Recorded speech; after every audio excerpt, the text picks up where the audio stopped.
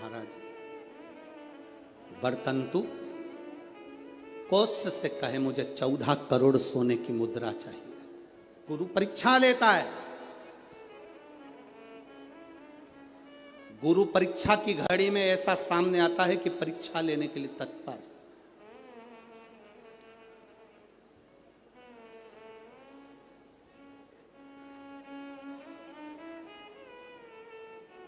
ली परीक्षा,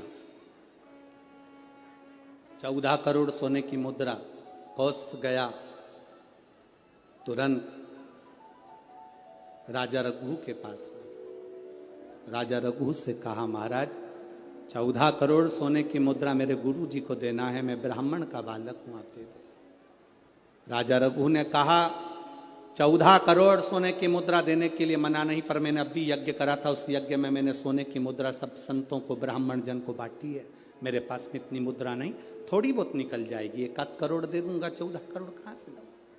राजा रघु ने कहा पर ब्राह्मण मेरे दरवाजे से खाली ना जाए, रुकिए मैं इंद्र पर आक्रमण करता हूं। गुरु गुरु है, इंद्र पर आक्रमण करता हूं। राजा रघु ने इंद्र पर सेना तैयार कर आक्रमण करना प्रारंभ करा। इंद्र का सिंहासन डोलने लगा। इंद्र दौड़ते दौड़ते भगवान ब्रह्मदेव के पास में गए। राजा रघु इंद्र पर आक्रमण कर रहे हैं, इंद्र लोक पर आ रहे हैं, क्या करा जाए। एक बच्चे को 14 करोड़ सोने की मुद्रा चाहिए, गुरु ने मांगी है इसीलिए लेकर जा रहा है। उसको 14 करोड़ स्वर्ण मुद्रा, हाँ 14 करोड़, हाँ क्या करें। इंद्र से कहा राजा रघु यहां पर आए स्वर्ण मुद्रा लेने के लिए, आप कुबेर को बुलाओ और कुबेर से कहो कि तू जाकर 14 करोड़ सोने की मुद्रा दे दे। कुबेर को बुलाया।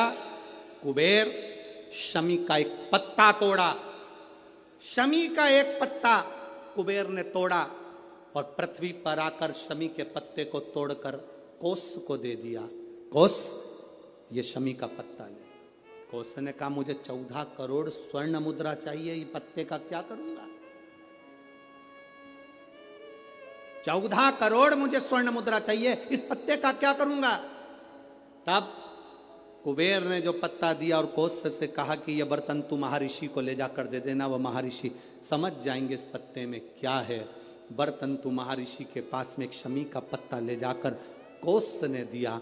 कोस ने जैसे ही दिया, बर्तंतु ने उस पत्ते को अपने सिर से लगा लिया और जान गया ये मेरे महादेव का शमी का पत्र है।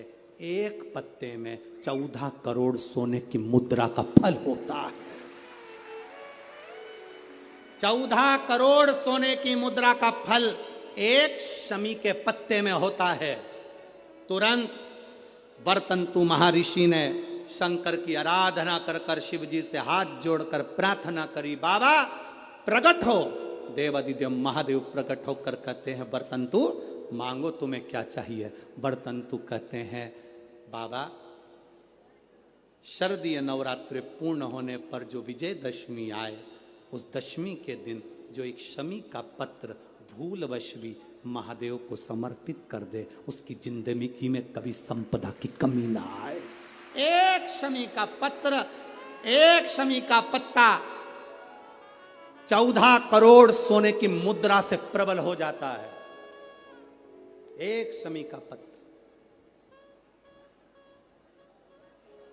आज भी कई जगह पर विजयदशमी के दिन, कई स्थानों पर विजयदशमी के दिन शमी के पत्ते का लेन देन होता है। शमी के यहाँ होता है कि नहीं होता हमको स्मरण नहीं है, महाराष्ट्र में तो, पर कई जगह पर होता है। यहाँ पर भी शमी का जो पत्र होता है विजयदशमी के दिन लोग देकर उसको प्रणाम करते हैं, माता पिता को नमन करते हैं।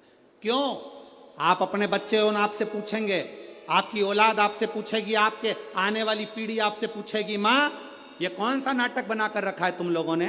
शमी का पत्ता दे, शमी का पत्ता ले, मिलने जाओ तो शमी का पत्ता। शमी का पत्ता क्यों लिया दिया जाता है?